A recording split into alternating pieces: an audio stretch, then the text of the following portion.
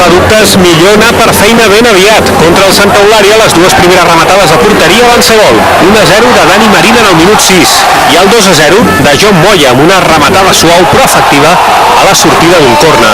Només s'havien jugat 8 minuts i el festival encara hauria pogut ser més intens si a Marc Sallarès no li haguessin tret del cap la pilota quan l'anava a rematar. El mateix Sallarès, per cert, li van anul·lar aquest gol en el minut 24 per posició de fora de joc. El domini del Lleida era aclaparador, però els de Lluís El Cacho, un vell conegut, van escurçar distàncies amb un penal transformat per Tino en el minut 28. Per sort per al Lleida va ser un miratge. En la segona part, la piconadora lleidatana va continuar a ple rendiment. Marc Sallarès finalment va trobar porteria fent el 3-1 en el minut 64.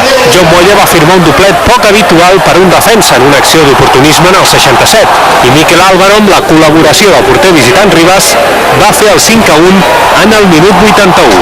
Hem parlat molt de fer un forat de 7 punts avui amb un grup de baix i això en una categoria tan igualada com aquesta és molt important. Ens permetrà seguir treballant amb la mateixa intensitat i il·lusió, però també amb tranquil·litat. El Lleida no marcava 5 gols a casa des del 10 de setembre del 2005, en un Lleida Numància de segona.